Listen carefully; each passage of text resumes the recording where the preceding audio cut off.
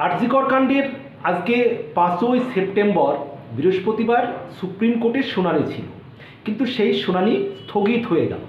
আজকে সেই শুনানি হচ্ছে না। গতকাল সুপ্রিম কোর্টের তরফে একটি নোটিশ দেখা যায়। সেই নোটিশ অনুযায়ী জানা যায় যে সুপ্রিম কোর্টের মহামান্য প্রধান বিচারপতি আজকে তিনি বসছেন না। 5ই সেপ্টেম্বর আজকে তিনি বসবেন না। স্বাভাবিকভাবেই তার বেঞ্চ আজকে বসবে না, তার মানে শুনানি হচ্ছে না আরজিকর কাণ্ডে। এখন প্রশ্ন হলো যে আরজিকর কাণ্ডের যে আরজিকরের যে ঘটনা, সেটা কিন্তু সুপ্রিম কোর্টের প্রধান বিচারপতি তিনি স্বতঃস্ফূর্তভাবে, অর্থাৎ সাধারণভাবে বললে নিজে যেচে এই মামলাটি কিন্তু গ্রহণ করেছিলেন। এই মামলাটি তিনি কেন গ্রহণ করেছিলেন? যে সারা পশ্চিমবঙ্গ শুধু নয়, দেশ শুধু নয়, বিশ্বের বিভিন্ন মানুষের একেবারে আবেগ জড়িয়ে গিয়েছে।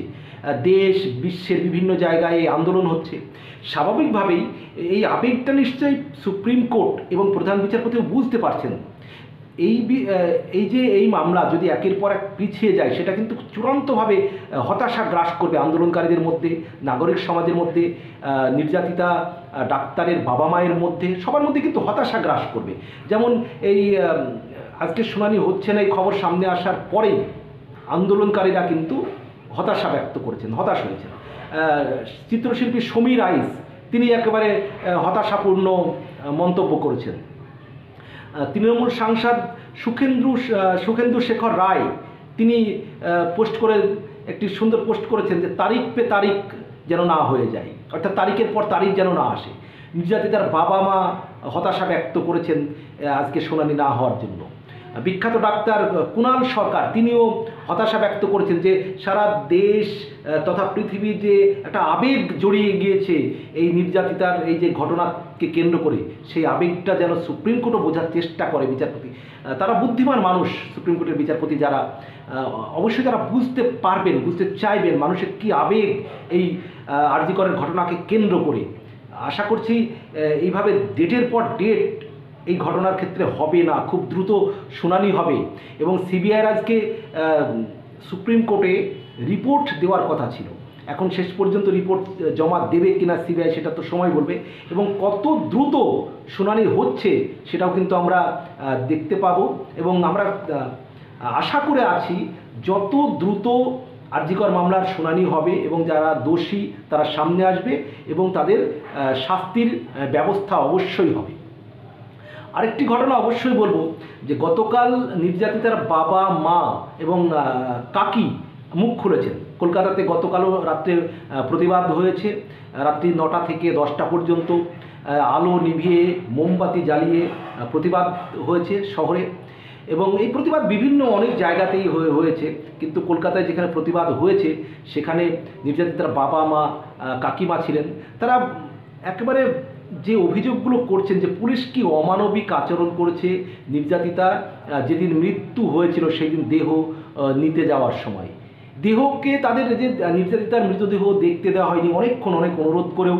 আবার যখন নির্যাতিতা ডাক্তারের বাবা মা যে থানাতে বসে আছেন, টালা থানাতে বসে আছেন, অথচ দেহ চলে আসলো বাড়িতে। এবং দেহ আনার সময় নির্যাতিতা ডাক্তারের যে কাকিমা, সেই কাকিমা পুলিশের গাড়িতে উঠতে চেয়েছিলেন, তাকে ঠেলে ফেলে দেওয়া হয়েছে বলে তিনি অভিযোগ করছেন। এক কথায় পুলিশের অমানবিক আচরণের কথা বারবার বলছেন। এমনকি নির্যাতিতার বাবা ভয়ঙ্কর অভিযোগ করেছেন যে মৃতদেহ বাড়িতে আনা হয়েছে, তারপরে তাদেরকে একবারে 300-400 পুলিশ ঘিরে রেখেছিল যতক্ষণ দেহ সৎকার না হয়েছে। এবং পুলিশ খুব একবার তড়িঘড়ি দেহটা সৎকার করার চেষ্টা করেছে। এই অভিযোগ কিন্তু মৃতার বাবা মা বারবার করেছেন, গতকালও করেছেন, যে পুলিশের একটাই লক্ষ্য ছিল তড়িঘড়ি করে মৃতদেহ সৎকার করা। সেই সঙ্গে পুলিশ নির্যাতিতার বাবাকে অর্থের টোপও দিয়েছিল।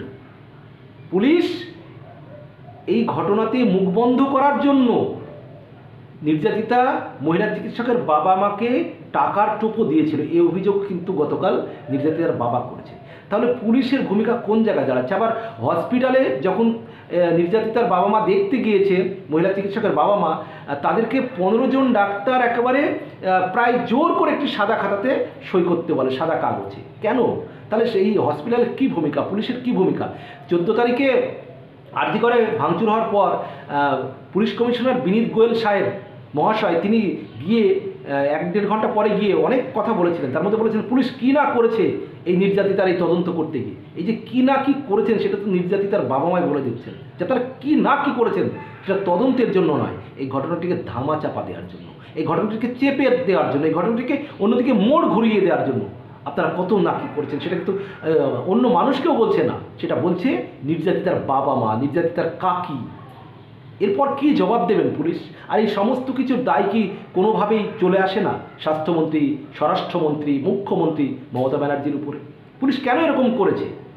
নির্যাতিতার দেহ আসছে বাড়িতে, তার বাবা মা তখন টালা থানায়, কাকিমা পুলিশের গাড়িতে উঠতে গিয়েছে, তাকে ঠেলে ফেলে দেওয়া হয়েছে। বাড়ি থেকে মৃতদেহ যাওয়া পর্যন্ত 300-400 পুলিশ ঘিরে ছিল, একবার তড়িঘড়ি করে দেহ নিয়ে গিয়ে সৎকার করা।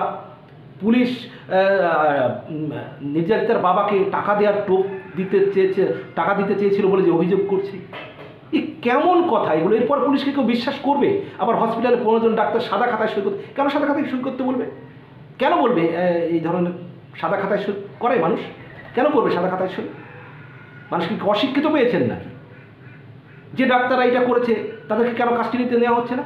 সাদা খাতায় যারা সই করতে গিয়েছিল, যে পুলিশ এইভাবে তড়িঘড়ি করে মৃতদেহ সৎকার করলো, সিবিআই কেন তাদেরকে এখন কাস্টডিতে নিচ্ছে না সঠিকভাবে জানার জন্য? এ তো ক্লিয়ার করে বলছেন মহিলা চিকিৎসকের বাবা মা। পুলিশকে পরে মানুষ বিশ্বাস করবে? বিনীত গোয়েল স্যার বলুন তো, কেন এইসব ঘটনাকে আপনাদের চাপতে যাওয়ার কী দরকার ছিল? যদি সঠিক তদন্ত করতেন, ঘটনা ঘটেছে সেটাই তো আপনাদের ব্যর্থতা, যে একটা কর্মক্ষেত্রে একজনকে এইভাবে প্রাণ দিতে হলো, তারপর সঠিকভাবে তদন্ত করতে পারতেন না, যে দোষী তার শাস্তি দিতে পারতেন না। একটা তো ভুল হয়েছে আপনাদের, একবার ফেলিওর, নিরাপত্তা দিতে পারেননি সেই মহিলা চিকিৎসককে, 36 ঘন্টা ডিউটি করতে হয়েছে। এটা হসপিটাল কর্তৃপক্ষ কী জবাব দেবে তার? একজন মানুষ 36 ঘন্টা ডিউটি করানো যায় কাউকে? সারা রাত সারা দিন এইভাবে কি নির্যাতন হয়েছে তার উপরে? এইভাবে কেন হবে? এই স্বাস্থ্যমন্ত্রী আপনি দায় নেবেন না মমতা ব্যানার্জি? স্বরাষ্ট্রমন্ত্রী আপনি দায় নেবেন না মমতা ব্যানার্জি? মুখ্যমন্ত্রী হিসেবে আপনার দায় পড়ে না? একের পর এক শুধু দুর্নীতি হয়ে যাবে রাজ্যে, এইভাবে অব্যবস্থা চলবে, আর আপনি কিছুই জানেন না। কিছুই জানেন না তো আপনি মুখ্যমন্ত্রী, তার জন্যই তো মানুষ বলছে আজকে মুখ্যমন্ত্রী হিসেবে আপনার পদত্যাগ চাইছে। পদত্যাগ চাইবে না? আজকে যদি আপনি কিছুই না জানেন তাতে মানুষ আপনার পদত্যাগ চাইবে? কেন চাইবে না?